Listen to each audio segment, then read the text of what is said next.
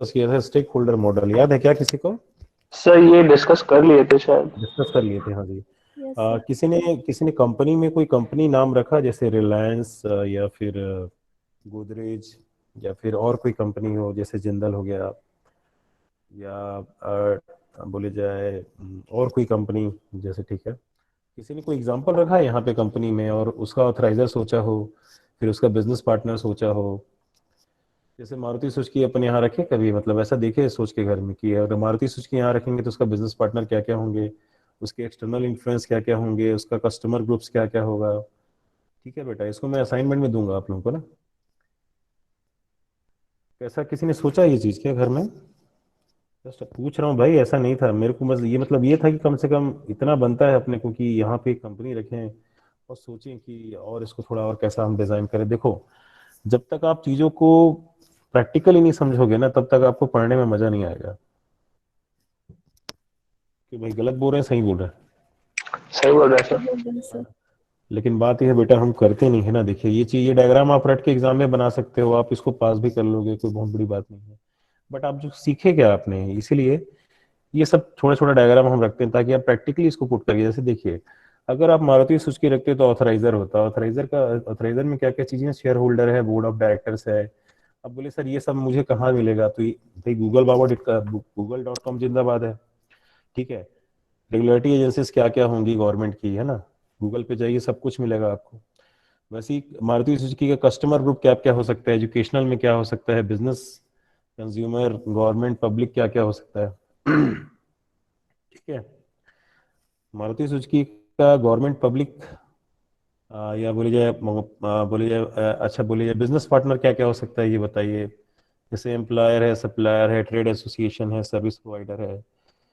जैसे कि मिलिट्री में मारुति सुजुकी की जो गाड़ियां हैं, जैसे आपने जिप्सी देखी होगी, है ना, तो उसकी मिलिट्री सप्लाई है भाई। ठीक है, सेम टाटा की जो ट्रक्स बनती हैं उसकी मिलिट्री सप्लाई है। तो मेरा कहने का मतलब कि अगर इसको थोड़ा वास्ट वे में, मतलब थोड़े बड़े पैमाने पे अगर हम समझते हैं ना बेटा, तो हमको और मजा आता पढ़ने में। करके रखेंगे नेक्स्ट टाइम से क्या? Yes sir. Will try sir. नहीं नहीं, मैं, देखिए, रिमेंबर वन थिंग बेटा, हम आपसे कभी भी एक एक्यूरेट आंसर की उम्मीद नहीं लगाते हैं, बट ये है कि कुछ गलत तो बताओ भाई, है ना। No problem. Yes sir. अच्छा, ये डायग्राम डिस्कस करना था, स्टेक होल्डर ऑफ ऑर्गेनाइजेशन। बहुत ज्यादा पक गया लगता है यूनिट नंबर 1 से, ये लास्ट डायग्राम है ना, ये पढ़ लेते हैं बस। Stake holders of the organisation क्या चीज है ये?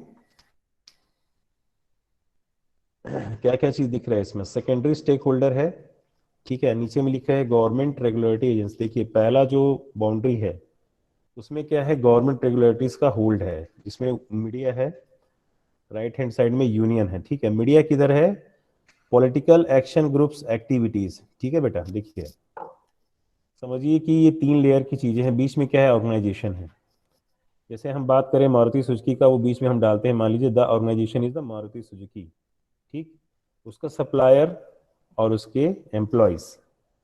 ठीक है, प्राइमरी स्टेक होल्डर और शेयर होल्डर। ठीक, तो बीच में ये है, मतलब आप ध्यान से देखिए, वर्टिकल, अगर मैं इसको वर्टिकली सोचता हूं तो प्राइमरी स्टेक होल्डर टॉप पे है और बॉटम में क्या है, शेयर होल्डर है।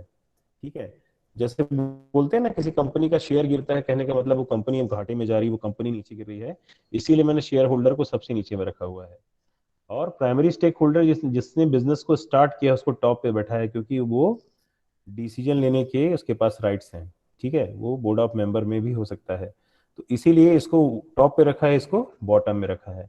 अब लेफ्ट हैंड साइड आप देखिएगा, यहाँ पे क्या है, सप्लायर। तो देखिए भाई, मैंने अब जैसे लास्ट टाइम में आपको कहानी सुनाया था कि भाई मारुति सुजुकी की जो गाड़ियां हैं वो सस्ती क्यों मिलती हैं, क्योंकि उसके पास 16-18 वेंडर्स हैं, है ना, जो उसने जापान से लेके आया है। तो ये जो सप्लायर हैं बेटा, उनसे उनका टाई अप है कि भाई इतने कॉस्ट में ही इतने साल तक हमको आप सामान दोगे, उसके एवज में हम आपको पूरा आपका जो बोले जाए फैक्ट्री है या आपका बोले प्लांट है वो स्टेब्लिश करके देंगे। ठीक है, देखिए सप्लायर उसके लेफ्ट हैंड साइड में है। राइट में क्या है, एम्प्लॉयज है बेटा। देखिए एम्प्लॉयज का भी बहुत इंपॉर्टेंट रोल होता है पूरे ऑर्गेनाइजेशन को स्टैंड करने में। अगर एम्प्लॉय बहुत अच्छे हैं, बहुत ईमानदारी से काम कर रहे हैं, तो आपका ऑर्गेनाइजेशन बहुत अच्छा रहेगा। तो ये क्या है, ये सेंटर है, कोर बोलते हैं जिसको, है ना। कोर के ऊपर आप जाइए, कोर के ऊपर आप देखिए लेफ्ट हैंड साइड में। अच्छा, ये समझ में आया क्या सबको? ये समझ में आया? पूजा, दोनों पूजा है क्या? ये तो नहीं नहीं सर यही हूँ। अच्छा ठीक है, ठीक है, पूजा राठौर है। ये तो हाँ, समझ में आया बेटा? देखिए सर आप आ रहा है। इसको रट नहीं सकते भाई, मैं आपको तरीका बता रहा हूँ, रटने से मतलब पॉसिबल नहीं है मेरे ख्याल से। अब हो सकता है बहुतों का अच्छा हो, बट अगर आप एग्जाम्पल रख के किसी चीज को समझेंगे तो आप कभी नहीं भूलेंगे। ठीक है, ये क्या है बेटा? स्टेक होल्डर्स ऑफ ऑर्गेनाइजेशन है, मतलब स्टेक होल्डर के ऊपर ऑर्गेनाइजेशन का डिस्कशन है ये, क्लियर? अब उसके ऊपर आता है सेकेंडरी स्टेक होल्डर, क्या है ये? Government regulatories agencies. अब जैसे मैंने रेगुलेटरी एजेंसीज के बारे में बात किया था, जो ऑटोमोबाइल के रूल्स और प्रोटोकॉल डिफाइन करती हुई, जैसे भारत स्टेज नाम सुना है? BS4, BS6 सुना ये है तो क्या? क्या होता है भाई BS4? देखिए, हर कंट्री का अपना अपना अलग होता है। भारत स्टेट जैसे ब्रिटेन में ब्रिटेन का चलता होगा, अमेरिका में अमेरिका का चलता होगा। तो यहाँ का जो पॉल्यूशन है उसको कंट्रोल करने के लिए जो जो रूल्स हैं, जो जो नियम बनाए गए हैं, जो जो प्रोटोकॉल हैं, उसके हिसाब से गाड़ियों के इंजन को डिजाइन किया जाता है, ताकि भाई इतना पॉल्यूशन में ये चीज मेंटेन होता रहे। उस हिसाब से फिर ग्रीनरी को मैनेज किया जाता है, क्योंकि पेड़ ज्यादा कट रहे हैं, पेड़ ज्यादा कट रहे हैं और बिल्डिंगें उससे भी ज्यादा बन रही हैं। ठीक है, मतलब पेड़ कम है, बिल्डिंग ज्यादा है। ठीक है, तो कहने का मतलब इसके ऊपर भी कोई गवर्नमेंट अथॉरिटी या एजेंसीज बैठी होगी जो इसके डील को कंट्रोल करती होगी, कि भाई सपोज आपने 10 लाख की कोई गाड़ी खरीदी, तो कितना पैसा इंडियन गवर्नमेंट एक्सेप्ट करेगी मारुति, और कितना पैसा सुजुकी ले जाएगी, राइट? तो ये क्या है? गवर्नमेंट रेगुलेटरी एजेंसीज, ताकि कि गड़बड़ ना हो सके बिजनेस में, कोई डील मतलब मिस हैपनिंग कुछ ना हो सके। अब इसके तरफ लेफ्ट हैंड साइड में आप देखेंगे मीडिया है। मीडिया क्या है? पॉलिटिकल एक्शन ग्रुप्स एक्टिविटीज को कंट्रोल करता है, मतलब वो रिस्पांस देखता है कि पॉलिटिकली एक्शन क्या हो रहा है कंपनी के पॉलिसीज पे। और ग्रुप एक्टिविटीज, जैसे कि अभी अगेंस्ट में अगर कंपनी के पॉलिसी कोई अगेंस्ट में कोई ग्रुप खड़ा हो गया, या कोई यूनियन बन के आ रहा है, या फिर इंटरनल जो भी डिस्प्यूट हो रहा है उस पर, वो सब मीडिया कंट्रोल करती है। ये इसीलिए इसको लेफ्ट हैंड साइड पे रखा गया है। ठीक है, राइट हैंड साइड कहलाता है यूनियन। देखिए, एम्प्लॉय के बाजू में है यूनियन। ठीक है, क्यों है एम्प्लॉय के बाजू में? कि हर जगह एक मजदूर संघ होता है, जो कि ह्यूमन राइट्स को, मजदूर जो कि एम्प्लॉय के राइट्स को सेफ रखता है। ठीक है, उनके राइट्स जो भी है, एक्सीडेंटल राइट्स हो, PF राइट्स हो, या पक्ष राइट हो, जो भी हो, सब कुछ वो मेंटेन करता है। ये सेकेंडरी स्टेक होल्डर है जो कंपनी को होल्ड करके रखता है। ठीक है, तो मीडिया किस तरफ है बेटा? सप्लायर की तरफ है, क्योंकि ये मेन बिजनेस को ऑपरेट करते हैं। ठीक, अब अगर हम टॉप पे आते हैं, तो आप टॉप पे देख रहे हैं गवर्नमेंट रेगुलेटरी है। अब नॉन गवर्नमेंटल ऑर्गेनाइजेशन क्या क्या हो सकता है जो कि बिजनेस को होल्ड करता है? अब ये बताएगा कोई, नॉन गवर्नमेंटल ऑर्गेनाइजेशन क्या क्या हो सकता है? Any idea?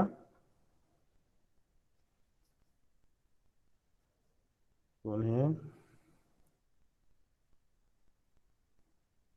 प्रांजलि गुप्ता है क्या? हेलो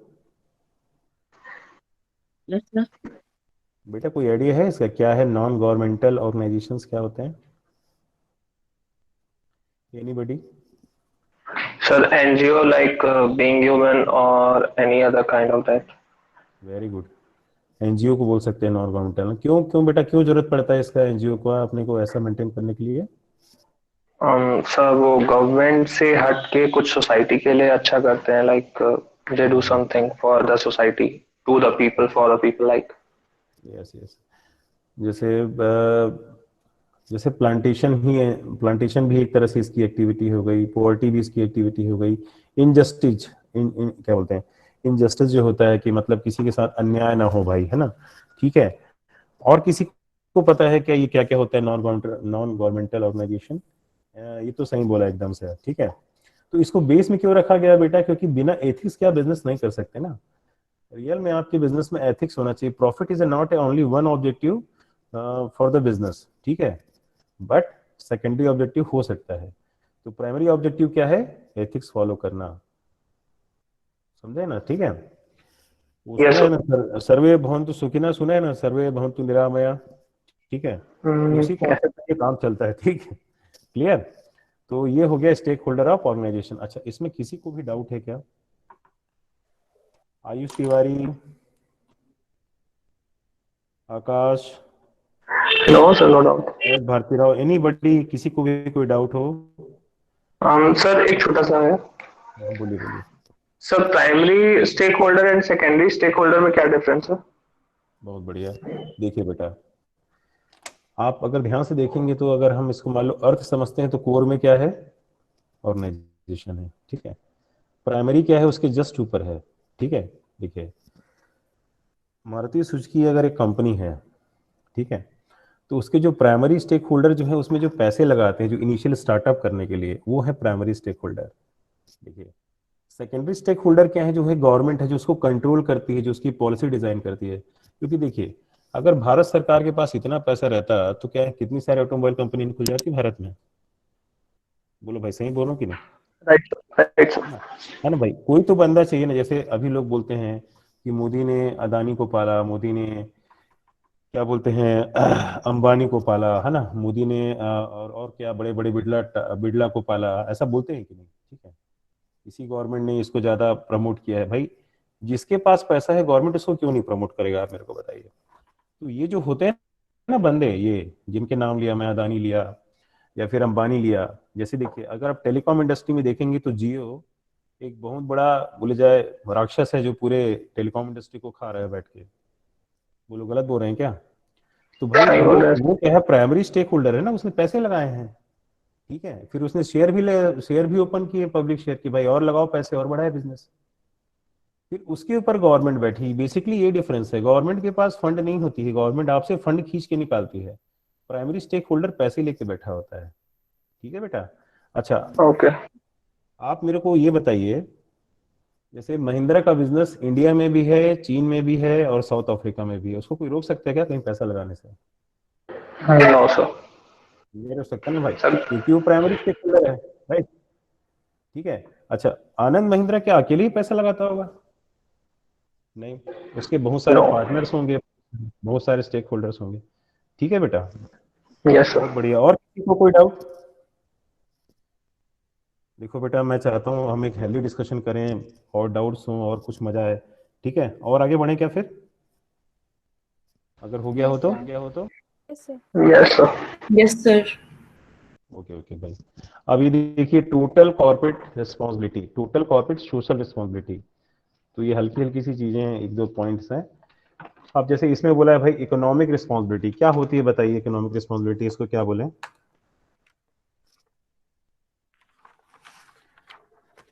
देखिए, क्या होती है इकोनॉमिक रिस्पॉन्सिबिलिटी, पढ़ रहा हूँ, सुनिएगा।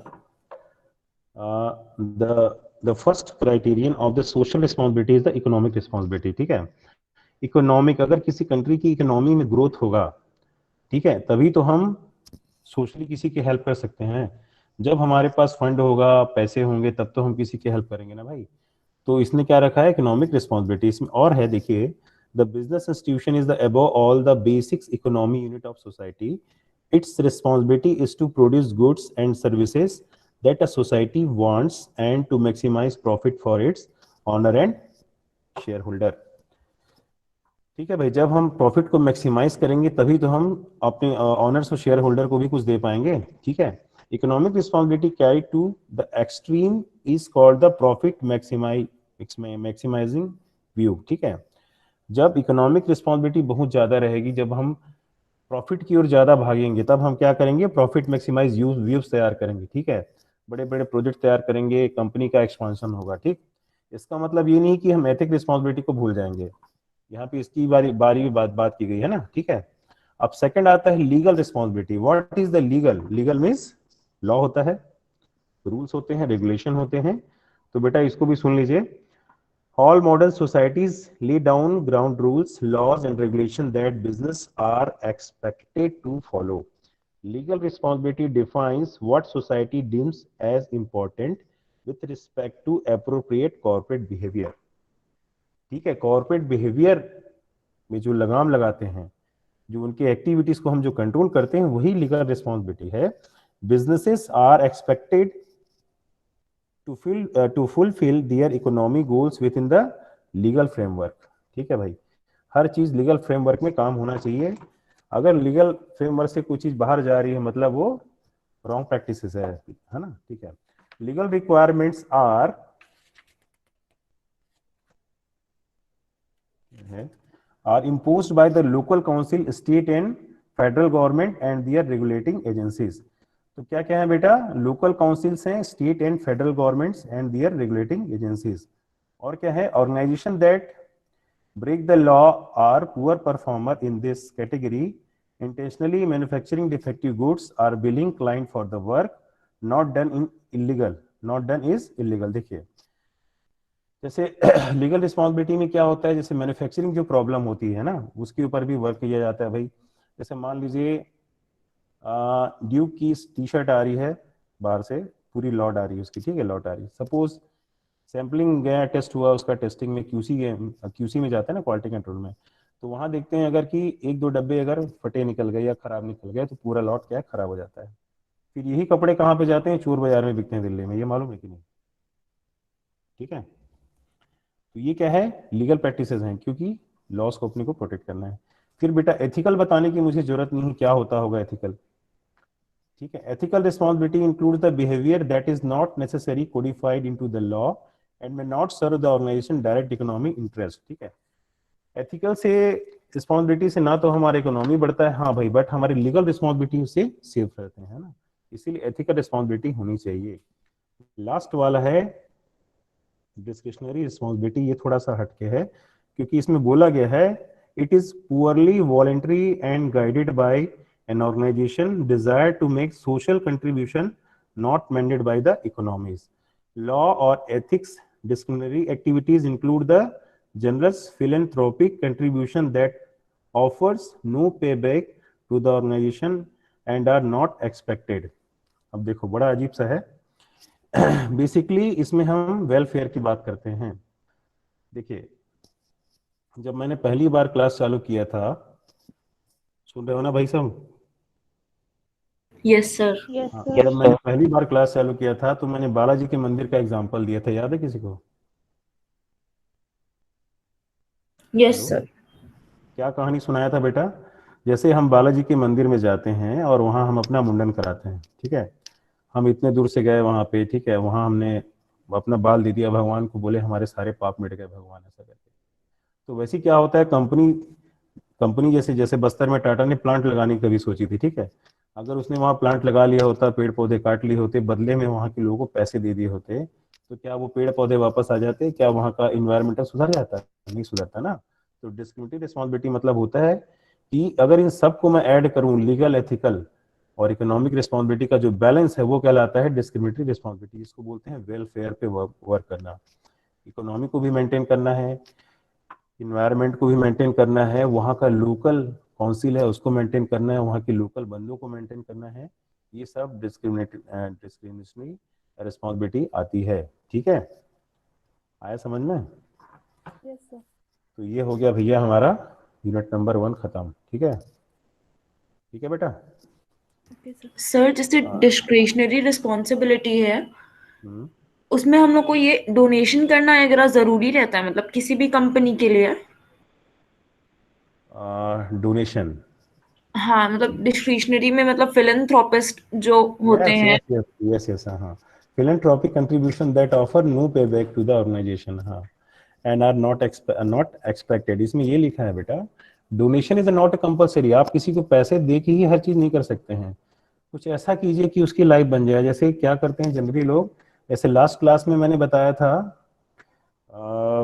कुछ बताया था, रिसर्च वर्क पे जो फंडिंग करते हैं सीएसआर की, ठीक है, रिसर्च वर्क में जो फंडिंग करते हैं मतलब वो कंट्री के लिए कंट्रीब्यूशन है भैया, अपने अपने देश के लिए आपने कुछ दिया है वहां पे, ठीक है।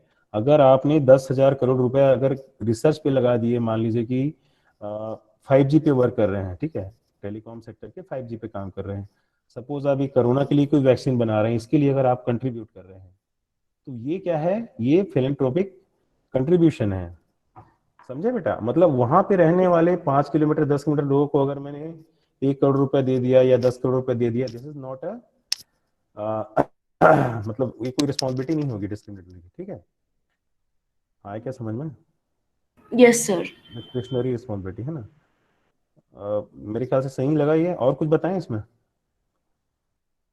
मतलब ओवरऑल बेटा ये समझिए कि सीएसआर का मतलब ये नहीं होता कि किसी के बदले कोई चीज देना, कुछ ऐसा चीज दो जिसको कभी कोई रिटर्न ना कर सके, जैसे आप कहीं स्कूल खोलते हैं, वहां बच्चे पढ़ के बढ़ जाते हैं, आप रिसर्च पे फंडिंग करते हैं, कोई नया चीज बन जाता है, तो उसका कभी कोई पेबैक नहीं हो सकता। मतलब बोलते हैं ना कि भगवान ने हमारे लिए इतना किया कि हम क्या लौटाएं भगवान को, वही वाली बात हो जाती है यहाँ पे।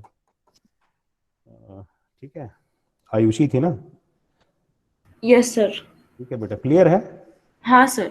और किसी कोई डाउट है भाई? क्लियर बेटा, यूनिट नंबर 1 आज हमारा फिनिश हो गया। इस मैं आप लोगों को एक असाइनमेंट दूंगा या फिर जो भी है, ठीक है? तो आज तो नहीं है, धीरे से डाल देंगे उसको। अब आते हैं कंज्यूमरिज्म पे ऊपर, ठीक? कितना बज रहा है? हाँ, मैं क्या बोल रहा था बेटा, अभी इसको चालू करोगे कि केस स्टडी पढ़ोगे, क्या करना है? सर कोई केस स्टडी करते हैं। पक्का पक्का 15 मिनट मेरे पास और टाइम है, 15 मिनट पढ़ के मेरे को